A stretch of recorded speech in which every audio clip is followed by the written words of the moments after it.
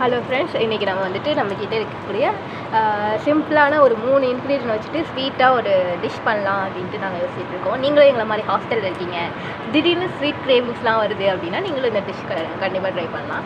So இதுக்கு தேவையான பொருள் ஃபஸ்ட்டு என்னென்னு நான் சொல்லிடுறேன். ஃபஸ்ட்டு உங்களுக்கு வந்துட்டு பிரெட் கொஞ்சம் தேவைப்படும், ஒரு பேக்கெட் வாங்கிக்கோங்க. அண்ட் தென் கூடவே வந்து ஆயில், அதெல்லாம் வந்து டீப் ஃப்ரை பண்ணுறதுக்கு கொஞ்சம் ஆயில் வச்சுக்கோங்க. அப்புறம் வந்துட்டு லாஸ்ட்டாக லைக் குலோப் ஜாமுன் மாதிரி தான். ஸோ வந்துட்டு நமக்கு வந்து ஜீரா பாவு தேவைப்படும். ஸோ அதுக்காக சுகர் வேணும். ஸோ இதெல்லாம் தான் தேவையான பொருள். ஸோ ஃபஸ்ட்டு வந்துட்டு நீங்களும் இந்த மாதிரி ப்ரெட்டு நல்லா தண்ணியில் ஊற்றி, இல்லை உங்கள்கிட்ட பால் இருந்துச்சு அப்படின்னா பால் ஊற்றி நல்லா பிணைஞ்சி வச்சுக்கோங்க. ஒரு அரை மணி நேரம் போல் இது நல்லா வந்துட்டு பிணைஞ்சதுக்கப்புறம் ஊறினதுக்கப்புறம் இந்த மாதிரி ஒரு குட்டி குட்டி பால்ஸாக வந்து பண்ணிக்கோங்க. பண்ணிவிட்டு இந்த மாதிரி ஆயிலில் டீப் ஃப்ரை பண்ணி அந்த மாதிரி தனியாக செப்பரேட்டாக எடுத்து வச்சுக்கோங்க. இது ஆறுனதுக்கப்புறம் நம்ம வந்துட்டு ஒரு ஜீரா பாவு ப்ரிப்பேர் பண்ணி, ஸோ அதில் கொஞ்சம் நேரம் ஊற வச்சுட்டு ஒரு 5 to 6 ஹார்ஸ் இருந்தால் போதும்.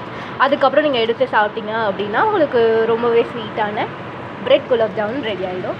நான் இதோட எப்படி ரிசல்ட் இருக்குது அப்படிங்கிறத இந்த வீடியோட லாஸ்ட்டில் நான் வந்துட்டு ஜாயின் பண்ணி வைக்கிறேன். So thank you. மறக்காமல் சேனலை சப்ஸ்கிரைப் பண்ணிக்கோங்க. இல்லை உங்களுக்கு இது டீட்டெயிலாக புரியல அப்படின்னா நீங்கள் வேறு சேனல் பார்த்து கூட தெரிஞ்சுக்கலாம். தேங்க்யூ.